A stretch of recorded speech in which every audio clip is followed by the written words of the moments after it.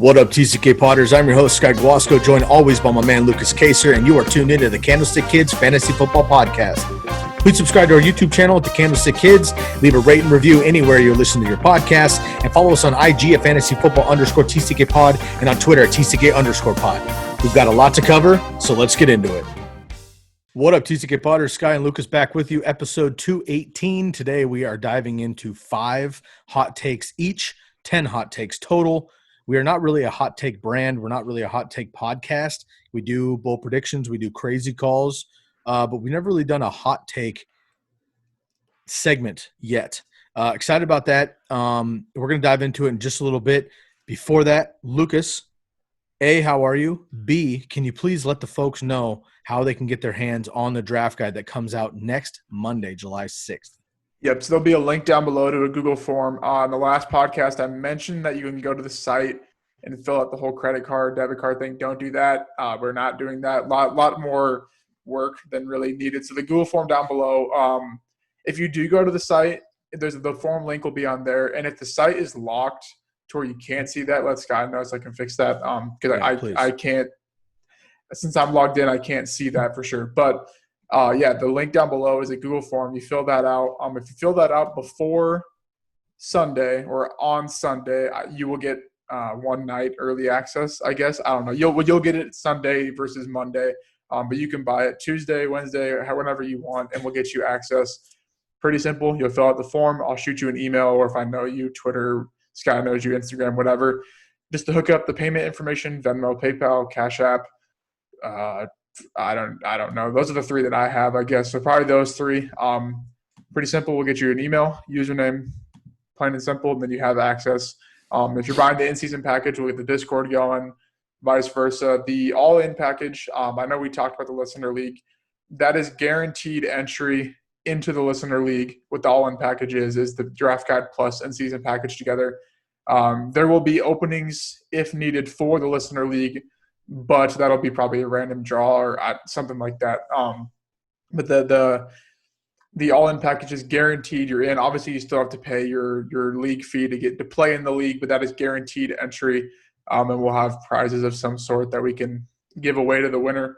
So go check out the link down below, or just go to tckpod.com. The link will be on there as well. Boom. Go get it. Go get it. We got a few pre-orders already in. We appreciate you supporting. We've got a lot of contributors to the draft guide as well. So thank you to everyone doing that. We'll be giving shout outs once the draft guide drops. You know who you are, though. Thank you very much. We quite literally could not be doing this without your help and participation. So big ups to you all. Thank you very much. Without any further ado, man, let's have some fun here. Let's dive into 5 hot takes each. So these are essentially bold predictions, crazy calls, whatever. It's early, we're listening to this late June, early July, early summer. Camps are starting to open up kind of with the COVID situation. Teams are trying to get this under control. You're starting to see more and more teams and individual players, collections of receivers, things like that, starting to find random high schools and shit that are isolated that they can go practice at.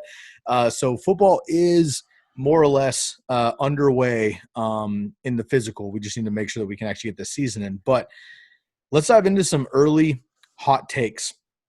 Now, some of these are just silly. Other of these are quite calculated. And I think that if you listen to this podcast and you understand our brand, you know that Lukas and I don't really talk a lot of shit without finding some sort of number situation to back it up.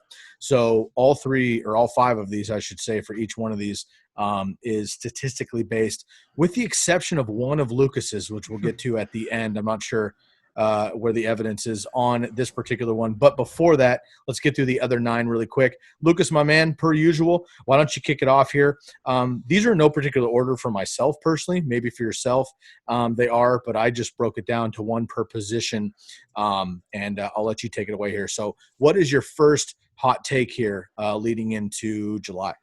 I didn't really have an order, but I think I'm going to start off with the one you mentioned, and it's that I will win the Listener League or leagues with lots of S's. However, however it's to split up, I will go for the two-peat this year. There's no statistical evidence because if I win again, it's a two-peat, so that's 100% right. I don't know. We'll see how it goes. So with that being said, if you're listening, make sure to get the all-in package so you can have a chance to beat me if you think that you can beat my team of Lev Bell, Julian Edelman, and Jarvis Landry or something like that. Get the hell out of here. Get the hell out of here with the Lev Bell.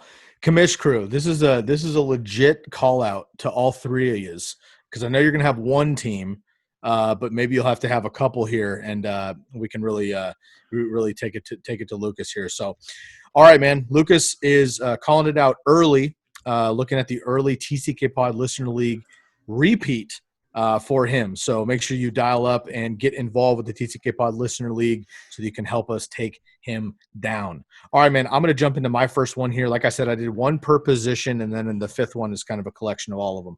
So my first hot take here at the quarterback position is that Joe Burrow finishes top 10 at quarterback.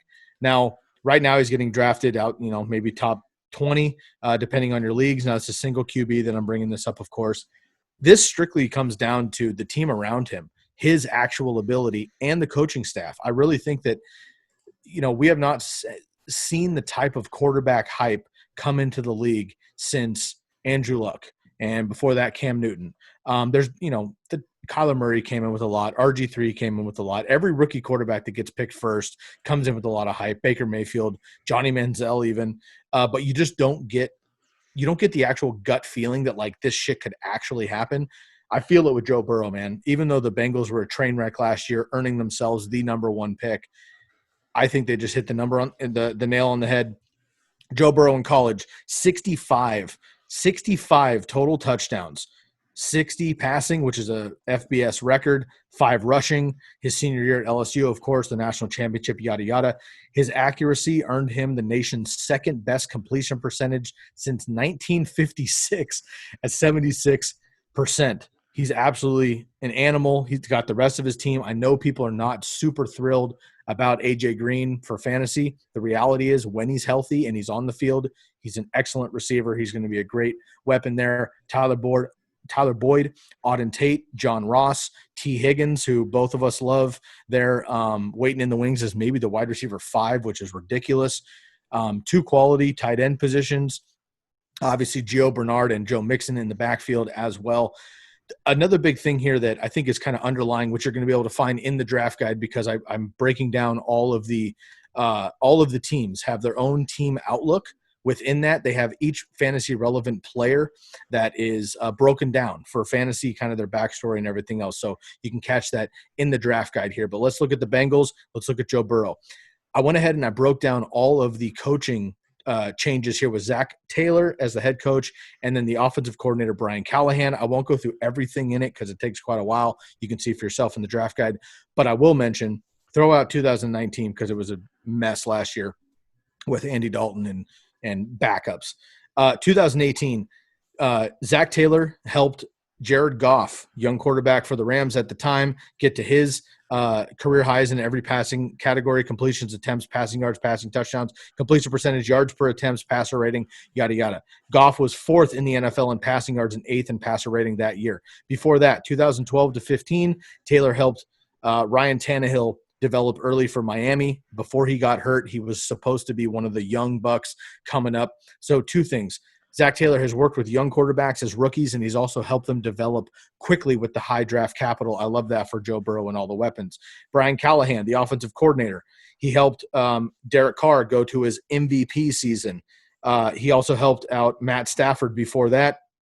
And then he led Lucas's Broncos on multiple occasions, and Peyton Manning and the boys to literally one of the best offenses of all time in 2013 with Peyton Manning. They had an NFL record 606 points racked up, ridiculous 457 yards per game, second most in NFL history. And throughout all of these seasons, both of these guys, Brian Callahan and Zach Taylor, have worked with various quarterbacks, various schemes, various other weapons. And in my opinion, with Joe Burrow even being a rookie, I think the nucleus of what the Bengals have on offense, talent-wise, skill level-wise, I think is on par with any of these teams. Obviously, I'm not comparing him to Peyton Manning in 2013, but I think you get the point. The ability's there. Now, he is a rookie. There's going to be shakes. We'll see what happens. But for Joe Burrow to even take a couple lumps for 4 weeks, the back half and the next 12 weeks, if everybody stays healthy, I really do believe that Joe Burrow could be a top 10 quarterback, and you're able to get him in single QB leagues. You're able to get him in the 14th plus round, so he's free in single QB leagues. Obviously, in dynasty and rookie leagues, you'll have to pay up for him, but I do like him in single QB leagues. All right, man. That's my longest breakdown, I promise, on any of these. But my first hot take is that Joe Burrow finishes as a top 10 quarterback. Let's jump into number 2. Lucas, why don't you go ahead and give us yours?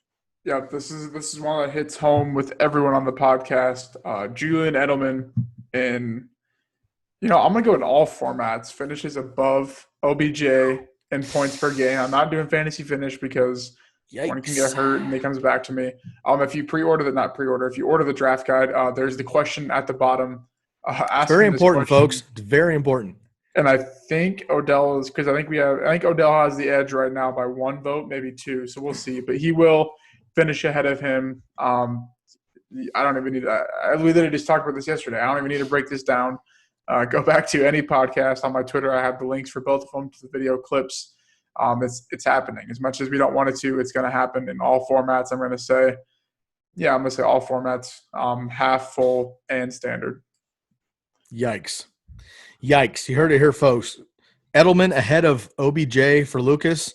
I am going to go the other way, OBJ over Edelman for sure. All right, man. Number 2 for me, Alvin Kamara finishes as the running back 1 overall. This is ahead of Christian McCaffrey. This is ahead of Saquon Barkley, Zeke Elliott, Dalvin Cook, even if he plays a full 16. I mentioned on the last episode when we broke down our gamers, early gamers, I had Alvin Kamara as my running back. Dial back, catch my full breakdown. But essentially what it comes down to is the positive regression for Alvin Kamara. Played at 75% last year. He only had 6 touchdowns where he had 13 and 18 the 2 years before that. I think he's going to be just fine. 81 receptions in all 3 seasons of his career so far. I think he can get up to 100, no problem, if he stays healthy for 16 games. With Sanders coming in, Emmanuel Sanders coming in, I think that actually takes away a little bit from Michael Thomas, like a little bit. I know he's going to get work. Takes away a little bit from Jared Cook, and I think actually there's going to be more fades off to Alvin Kamara there. So I love Alvin Kamara in the red zone. I love him in between the 20s. He's very elusive, never seems to get hit too hard. I like him a lot. So if he can stay healthy, I think Alvin Kamara has the chance to be the number 1 running back in fantasy football. And you're able to get him potentially even as the 5th running back off the board right now. I'm doing that all day long, especially in PPR leagues. So my second hot take is that Alvin Kamara is the overall running back 1. Let's go with number 3 for you, man. What is your third hot take? Yep, so this one is Marlon Mack finishes on either side, 1 point per game off of, in front of Jonathan Taylor by the end of the season. And I think this one I'm starting to believe a lot more. I just can't seem to – I mean, you guys know how I feel about Frank Reich. I think he's one of the best. The whole Chris Ballard, Frank Reich. I think they're one of the best built NFL teams in terms of from the ground up, and I think we'll see that these upcoming years as they're putting their team in great spots with cap space, with the team management, with the veteran, the rookie build. I mean, their quarterback retired on them midseason, and they had the 13th pick, which it's not great, but the difference between the 13th and the 20th pick is like 1 game. So like they were still a good team. But I think the way I look at this is everyone's like, Jonathan Taylor has to win the backfield. He has to do it because they drafted him in the 2nd round. They took him as their 2nd pick in the 2nd round, so they obviously didn't prioritize him as much.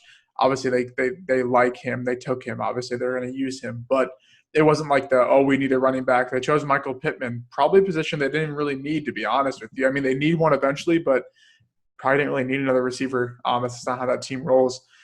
But there's been 0 reports, obviously no camp, but 0 reports saying that Jonathan Taylor's the guy. There's only been reports saying it's going to be a 3-headed backfield if you add in Nyheim Hines. And everyone's probably like, but he's going to take over by the time the year ends. But that's why I said points per game, because I think Marlon Mack, if it's a 33% share split, it's not going to be. But I think Mack is just they're going to be so equal because their coaching staff knows how to win football games. The Niners went to the Super Bowl without having a workhorse, with having a mix of 4 running backs who you could argue might not start on any other team in the NFL. So, I mean, leave it with what you will. I think that Marlon Mack, not that I'm saying he's a great fantasy value, I'm just saying avoid the backfield as it is, because I mean, I ain't sitting here trying to decide who the three is going to get the most touches per week, because from what it sounds like, they're all going to see the same amount of touches, and it's going to be like that the whole rest of the year. So I think Mac finishes either way, ahead or below Jonathan Taylor by 1 point per game. Standard, I would say that's pretty much a given. Not a given, but I think standard, I'd say all, because they're kind of similar backs to me. Ooh, I like it, man. I like that a lot, and I'm excited to just get Marlon Mack for free basically right now, because people are throwing him out because of Jonathan Taylor. We've talked about this a lot, and we talk a lot about zero RB targets, and he is a great one because he's not going to have that upside per se. But if you go zero RB, you're not looking for necessarily upside running backs, because they're probably going to be gone. Those top 5, 10 potential running backs are gone. You're looking for 4 RB2s, and I think you can definitely do that with Marlon Mack being one of them. So I think that's a great call there. My third is going to be, let me make sure I get the wording here correctly. Michael Gallup finishes as the Cowboys' best fantasy receiver. Now, this might not seem like too crazy per se, depending on what side of the fence you sit on this, but with CeeDee Lamb coming in and Amari Cooper still being everybody's top 10 receiver drives me fucking insane. But if you believe in Amari Cooper, then this is blasphemous. If you don't believe in Amari Cooper, like I don't, and you are all about Michael Gallup like I am, then this just makes sense for me. Last year, Michael Gallup played 2 less games than Amari Cooper. He would have paced out to basically trump Amari Cooper in almost every single category. He had 7 less targets than Amari Cooper and missed 2 games. He had a snap share percentage of 87.6% compared to 77% for Amari Cooper. So Michael Gallup was on the field 10% more often than Amari Cooper. That's a big deal. It's more opportunity. On the last episode, again, I had made my gamer at the quarterback position, Dak Prescott. Just like I said with Alvin Kamara, he could potentially be the number 1 running back. Dak Prescott, in my opinion, could be the number 1 quarterback if Lamar or Mahomes slip up this year. He was number 2 last year. I could see maybe defenses figure out Lamar Jackson, take away some of that rushing, and I think Dak Prescott could be number 1. If he is, both of these receivers could be top 12 potentially, in my opinion, with the inconsistency of Amari Cooper, CeeDee Lamb coming in and taking over some of that work. I just personally feel like Michael Gallup is going to rise above it. I know a lot of people basically are saying that CeeDee Lamb's coming in to take this, whatever. There's 100 targets essentially waiting for CeeDee Lamb that he can just have for free. And Michael Gallup is still going to have his 115 targets with Randall Cobb now moving over to Houston. So I think that Michael Gallup is better than Amari Cooper this year. And therefore I think he is the top Cowboys wide receiver. And furthermore, I think then he's potentially a top 15, top 12 wide receiver overall, and he is plummeting in drafts right now because of the arrival of CeeDee Lamb. Now, I don't think that CeeDee Lamb is not going to cut into Michael Gallup per se. I just don't think it's going to be as drastic as everybody else is making it seem to be. And I will not draft Amari Cooper, period. Period. I'm not drafting Amari Cooper. So I would rather wait, not draft Amari Cooper in the 3rd round and take Michael Gallup in the 6th earliest, maybe 8th. Pumped to have him as my wide receiver 3 with potential wide receiver 1 upside. So I'm going to go with Michael Gallup as the Cowboys' number 1 fantasy option at the wide receiver position. That's number 3. All right, man. How about number 4? Before we start, insert breaking news. Cam Newton is the Patriots' new quarterback. He just signed a 1-year deal. So now my Edelman take is going to happen. I just texted the commish boys back in, I don't even know, February. I said that they were going to get Jameis and go back to the playoffs. It's happening, guys. So just insert Cam Newton. I think a 1-year deal. I'm trying to pull up Sleeper, but it's probably crashing because there's so many people on it. But Yep. And honestly, we pre-record these episodes a little bit by a day or two every once in a while. So by this time, everybody knows, but we are catching it. We're catching it live in the moment right now. So yes, Cam Newton finally finds a home. No surprise there. Let's finish up and let's do a quick take on Cam Newton at the end of the podcast. We did not plan for this. We're going to talk about it right away. So why don't we jump into your 4th here on hot takes, and then we'll dive into Cam at the end of the episode. Absolutely. So my next one, kind of going along with what I've been saying the last couple of weeks, volume players will still help you win your league. LaBelle, Leonard Fournette, Julian Edelman, Tyler Lockett, et cetera, et cetera. So basically breaking this down is the best way I can you can visualize this is in the draft guide, not on the launch date, because it's going to take a while for me to piece this together, but it's going to be a big blog post because that's how I have to format it, but a big thread of how what is upside is the title. Basically in the fantasy landscape, especially on Twitter, the past couple of months, people have been using the term upside, or I don't want to draft Dave Montgomery because I don't want to finish fifth in my fantasy league, stuff like that. And on the surface, it seems legit, right? And I kind of was like, yeah, that makes sense. But like the more I think about it, and everyone knows how I think about things, I think about it probably way too much and try to find a way around the general talk on it.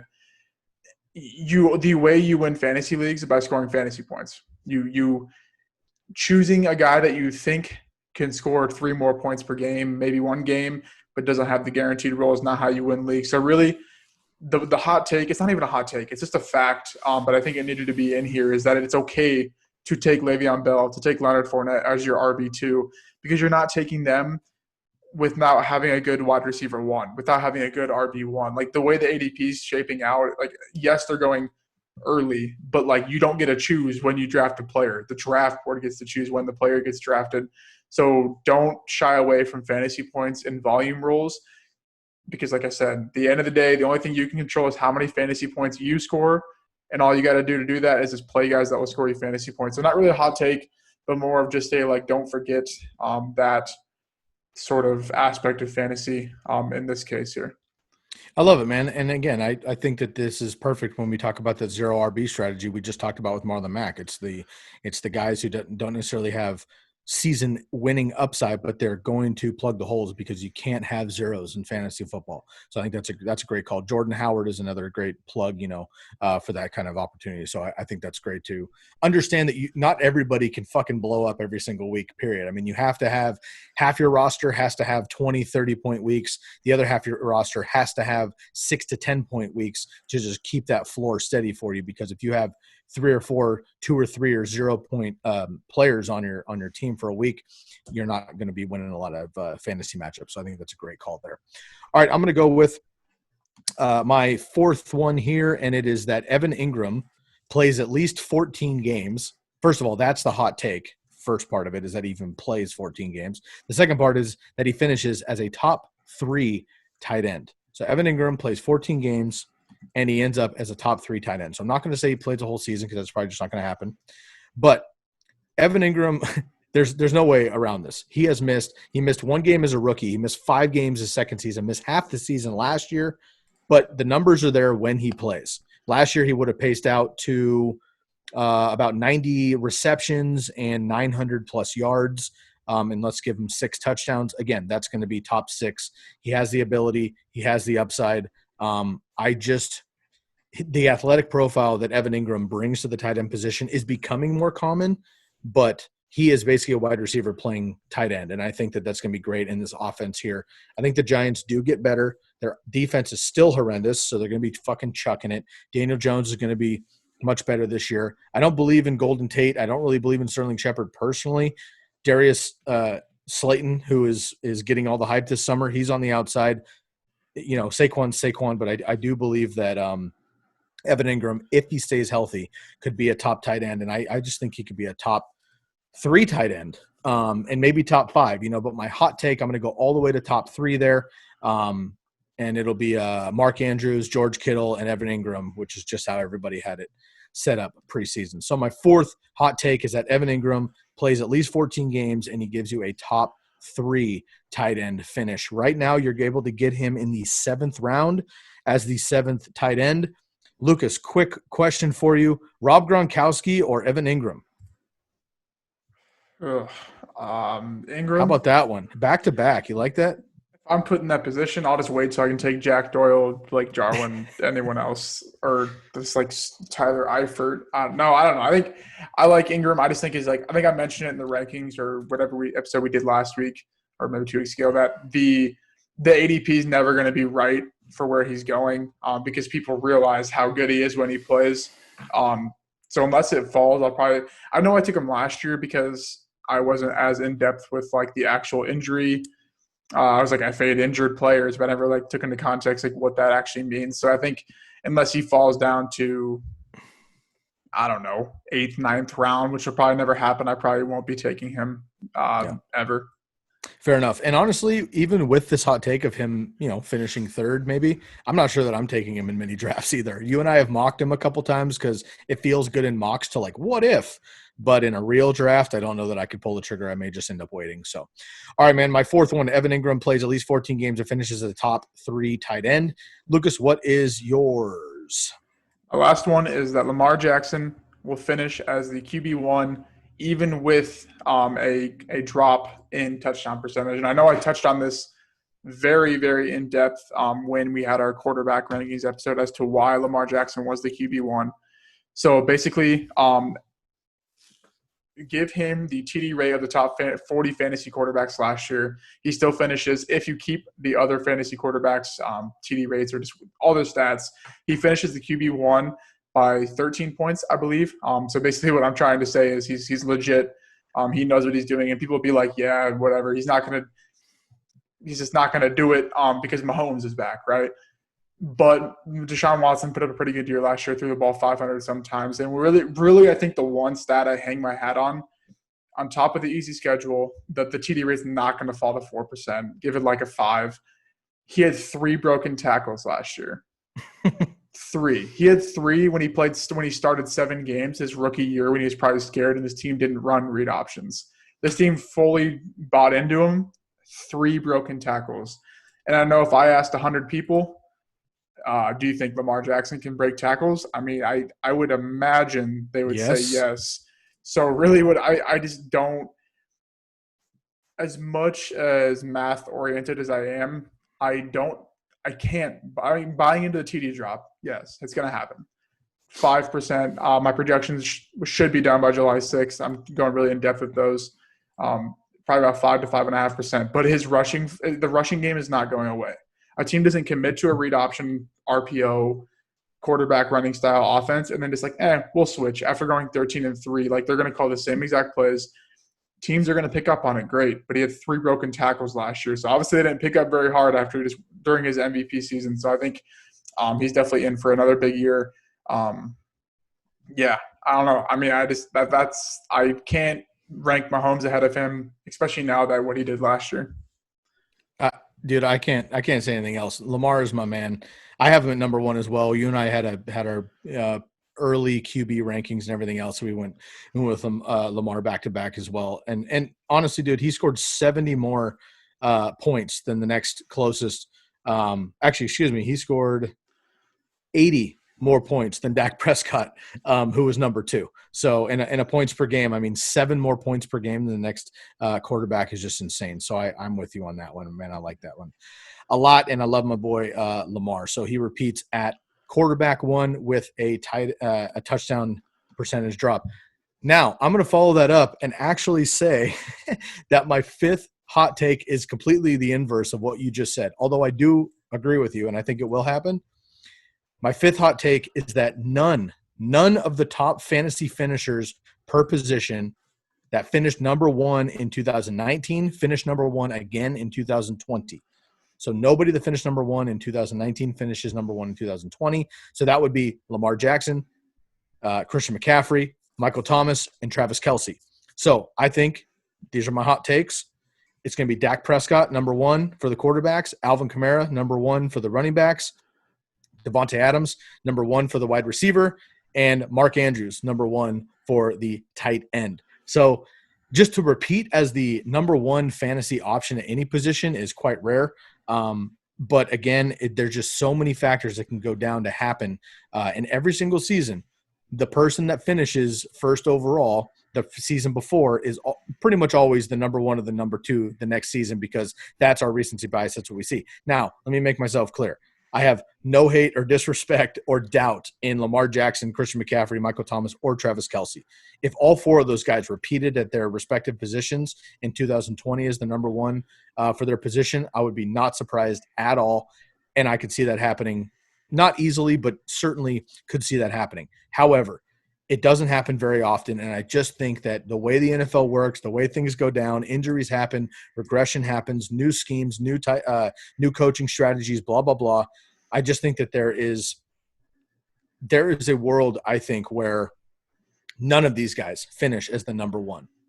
So I'm going to say that Lamar, CMC, Michael Thomas, and Kelsey all get taken over by somebody else, and I'm going to go out on a limb in early July and say that my hot take will be that none of the fantasy finishers that finished number one in 2019 finish there again in 2020. And I'm just going to say for now that Dak Prescott, Alvin Kamara, Devontae Adams, and Mark Andrews are our number one finishers for 2020.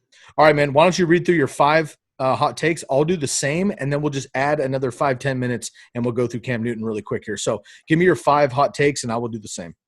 Yep, my first one is that the TCK Listener League, I will be repeating or two-peating, or I will be winning again. Then the Marlon Mack will finish on either side of Jonathan Taylor, 1 point per game away. I'll just say any format because I feel like there's similar roles. Edelman in any format finishes above Odell in points per game. Volume players will still win you leagues. More information in the draft guide on that write-up. And Lamar repeats as the QB1 with the touchdown drop. Insert whatever touchdown rate drop you want. Basically what I'm saying is he is the quarterback one no matter the circumstance. Love it. My number 1 is that Joe Burrow finishes as a top 10 quarterback this year. Number 2, Alvin Kamara finishes as the overall number 1 running back. Number 3, Michael Gallup finishes as the Cowboys' best fantasy receiving option. Number 4, Evan Ingram plays at least 14 games and finishes as a top 3 tight end. And number 5, none of the fantasy finishers per position from 2019 finish as the number 1 again in 2020. So therefore, Lamar Jackson, Christian McCaffrey, Michael Thomas, and Travis Kelce will not finish as a number 1 option. That is my 5th hot take. All right, man, let's do some extra innings here, go a little overtime. We just got breaking news during our podcast. Now, by the time you hear this, this is old news. We are getting it, so we're going to give our reaction right now as you hear this. So news just came out during our episode that Cam Newton has been signed to a 1-year deal to the Patriots. We had made a couple suggestions that this could happen. We thought it might be Jameis early on. He, of course, goes to the Saints. We thought it could be Teddy B. Teddy B goes to the Panthers. There's a lot of free agent moves. Andy Dalton was even floating around for a minute. He's on the Cowboys now. Cam Newton was really the last one left. Quick reaction here, Lucas, to Cam Newton as the quarterback of the Patriots for fantasy. And then very quickly, man, let's think about your boy Edelman. And then I want to bring up N'Keal Harry because I think that helps him even more. Yeah, so I'm trying to pull up as much as I can in a short amount of time. So, So basically, people are trying to tell me that Edelman is going down here in terms of his play rate. So I'm trying to – here, you go first while I pull this up. I'm trying to pull up certain snaps by players. Sure, not a problem. All right, so basically my first take, and again, we did not really prep for this. We just want to give our first angle here. So Cam Newton does go to the Patriots. Surprising to me, honestly, and it's not that Cam Newton can't produce. It's just that I didn't think that Bill would necessarily bring in Cam Newton specifically. I would love to talk to the commish boys about this and bring them on here just to see how they feel about it as Patriot fans. Cam Newton, frankly, the last time we saw Cam Newton, he was fucking horrendous. I'm going to throw that out there. He's a great runner. He's one of the best athletes, all-around athletes we've ever seen at the quarterback position. I'm not taking that away from him. His MVP season in 2015 was phenomenal. If he didn't run into a buzzsaw, the Broncos, then he deserved the Super Bowl for sure there. But the last time we saw Cam Newton for 2 seasons, his arm was shot. He couldn't fucking throw. He was timid to run because his whole body was beat up. He was taking too many sacks. He was injured all over the place. He was getting many concussions that, like, conspiracy theory-wise, like, maybe weren't getting regulated properly because the Panthers may or may not have wanted him to leave the field at certain times. That was worrisome to me. As a fit for the Patriots, for me, I think is great. He's obviously like the opposite of what Tom Brady was for 20 years. Maybe if Cam Newton comes back healthy, maybe he is going to be more of a pocket passer than he was. Now, you're not going to take his athleticism away. You're not going to take him inside the 5-yard line, making plays, diving head first, scoring touchdowns, rushing. You're not going to take that away from him because that's in his DNA and his blood to do. But some important ears in his helmet are going to be telling him, like, you need to fucking get rid of the ball immediately or sit your ass down like Russell Wilson does and stop taking big-ass sacks. Because him being such a big body, he gets hit hard in the ribs, in the chest, in the hips, in the knees. He takes some pretty gnarly sacks because he's looking for huge plays all the time. Bill Belichick and Josh McDaniels are just not going to put up with that shit, in my opinion. So he starts doing that early in the season or preseason. If we have one, they're gonna squash that immediately. I do think he comes in and right away becomes the starter. Jared Stidham is the backup right away. I'm going to throw that out there. I don't see Cam Newton signing a 1-year deal with a team like the Patriots, who, if you think about it, really only lost Tom Brady and some defensive pieces, but if Cam Newton is able to be what Tom Brady was last year, statistically, 4,500 yards, maybe, 25, 30 touchdowns, I think he'll be just fine. And he also adds that rushing element that obviously Tom Brady never did. So quick reaction is I think it's a good move for the Patriots. I think it's, great for Cam to get another paycheck. Fantasy-wise, shit, I mean, I guess if he's on your fucking waivers and dynasty leagues, just go get him. I mean, you might as well. He's free. You better fucking have done that by the time you hear this podcast, or it's too late. I mean, you're going to hear this in about a couple of days, so make sure that happened. N'Keal Harry, I think, is a bigger winner personally than Julian Edelman. I'm not hating on Julian Edelman. I just think Stidham would have been a better fit of just dump off. N'Keal Harry, man, has skyrocketed up my dynasty rankings personally and redraft as well. Now it's just 1 year, but we'll see. Also, Ossie, who is a tight end that nobody really talks about, I think gets a boost as well. We know what Greg Olsen was able to do there with Cam Newton for years. So I do love that a lot. Also, my boy James White, I think starts climbing the board a little bit as well. Maybe a firm RB2 at this point, because we have seen, Cam is not afraid to dump it down to Christian McCaffrey. And I'm not saying James White is Christian McCaffrey by any means, but James White is certainly a poor man's Christian McCaffrey, and he could absorb 80 receptions for 800 yards and, double-digit touchdowns maybe that he did a couple years ago. So I like this move all around. As far as redraft and drafting Cam Newton, I mean, without even looking at it, dude, Cam Newton now probably is shit. Let me take a quick look at my tight end or my quarterback rankings. Lucas, I'll give you about another minute here to gather what you got. I'm good if you want me to go. I think I pulled enough. I'm in it here. Let me just see, like, eyeball where I'm going to place Cam Newton right now. My quarterback 12 is Aaron Rodgers. Carson Wentz is 13, Baker's 14, Daniel Jones is 15, Big Ben's 16. I think right now I'm going to put Cam Newton at 17 ahead of Jared Goff, and we will see how the rest of the summer goes. So as of right now, immediately Cam Newton goes in as my quarterback 17, and I will be manipulating that as the summer goes on. But that's my take on Cam Newton. I think it's great. I think it's great for N'Keal Harry. I think it actually knocks Julian Edelman just a fuzz. I think it helps James White there, and Cam Newton himself, and Ossie, I think, has now a nice little tight end premium ceiling potentially if you're playing in those leagues. But I think it's a big move, man. Lucas, how you feel about it? So I tried to see sort of the slot snap percentages of his leading receivers. Basically what I found was all his main receivers that were semi-decent were big bodies, Devin Funchess, Kelvin Benjamin, so no correlation there. And his other leading receiver was Greg Olsen, who played about 35% of his snaps in the slot, about 42% in line, kind of around those tendencies. The rest of his up until 2015 on I'm going to discount last year because that was just a bad year. So basically I think you really can't argue the quarterback hurts any of his receivers.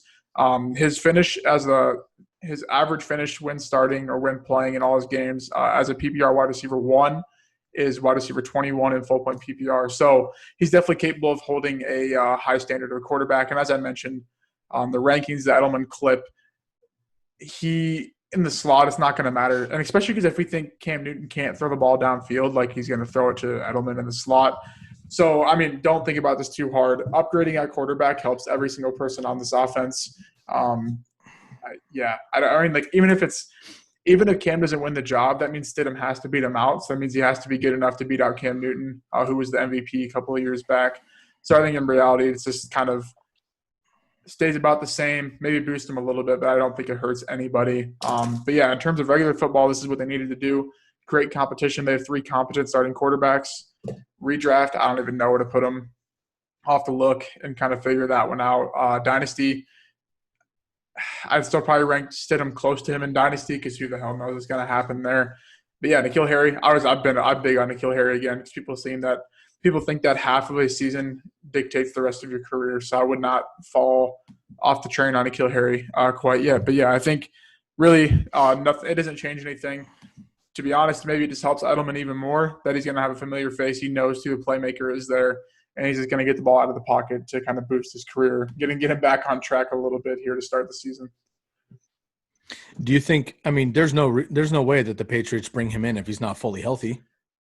Yeah, that's I mean, like, even if he's like a little bit banged up, I think it's okay. I think this is more of a competition move because they probably didn't smoke screen saying like, Edelman, we're perfect with our quarterback. Like, if someone was going to sign Cam Newton, it would have happened before. So I think this is more of a safety move, create some competition, and hopefully it just kind of works out. It's kind of my thinking, but definitely could be their starting quarterback here. Yeah, I dig it. Cam Newton has been a top 10 quarterback in every year that he's been healthy. Of course, last year was nothing. He played 2 games. He had 50 completions. So we're going to throw that out. But 2018, 3,300 yards. 2017, 3,300 yards. 2016, 3,500. 2015, 3,800. He also had 3,800 in 2012, 4,000 in 2011 as a rookie. So Cam Newton definitely able to get it done. And, I've given Cam Newton quite a bit of flack the last year and a half because he's been hurt and shitty and banged up and didn't take the time off, and his team didn't take him out, and he didn't actually heal himself. So he was kind of a fucking joke, to be honest with you. However, when he's healthy, he is fun as shit to watch. And I think he's one of the more positive, entertaining personalities in the NFL, which gets overshadowed by a lot of other shit like Antonio Brown, Myles Garrett type things. And I think that while some of those antics have merit, I think it's nice to see Cam Newton, who's a showboater and very egotistical and, has the arrogance, but it's kind of like it's kind of a, he's given the football out to kids. He's got the Superman chest. He's got the good energy. And I think that the NFL could really fucking use that in a time right now when they're putting eggs on their face all fucking day long while our boy Cap sits at home. So anyways, I'm not going to get into that rabbit hole, but Cam Newton. All right, folks, that is a quick hot take episode and quick reaction to Cam Newton signing a 1-year deal with the Patriots. We'll dive more into this as Lukas and I get our heads around what this means for Cam Newton himself, the Patriots as a team, and the rest of the players there in New England. We'll have to have the commish crew jump on sometime soon to get a quick reaction as well. So, all right, y'all, that's going to wrap up this episode. We had 5 hot takes from each one of us, a Cam Newton breakdown. Make sure, if you have not yet, please grab the link to the upcoming TCK draft guide dropping Monday, July 6th. We have 3 different options. We've already got pre-orders coming in here, so make sure if you pre-order, we will definitely be in touch. Leave your email address, leave your name. Make sure you vote for Odell Beckham as far as picking him over Julian Edelman. That'll definitely help you out there. And leave us a rate and review on the podcast wherever you're listening. Make sure to leave a subscribe and let us know what your hot takes are so far for the 2020 season on the YouTube channel. Make sure to follow us on Instagram at fantasyfootball_TCK pod and Twitter at TCK _pod. And let us know how you're feeling. Send us a DMs. Let us know if you have any troubles with the link for some reason. Everything's been smooth so far, but we want to make sure it works out for you. And we're very, very excited. Shouts out again to everybody else helping out with the draft guide. You know who you are. We'll be giving shout outs as it drops. All right, man, that's a lot. We went a little bit extra today with the Cam Newton drop during our episode. It was breaking news. By the time you hear it, it's probably old news. But nonetheless, big deal. Cam Newton, officially a New England Patriot. Fucking weird, bro. You could not tell somebody, 6 months ago, you could not tell somebody that fucking Tom Brady was going to turn into Cam Newton. But we'll talk to the commish crew and see how the New England folks feel about it. This has been another episode of the Candlestick Kids Fantasy Football Podcast. For Lucas Kaser, I'm Sky Guasco, and we are out of here.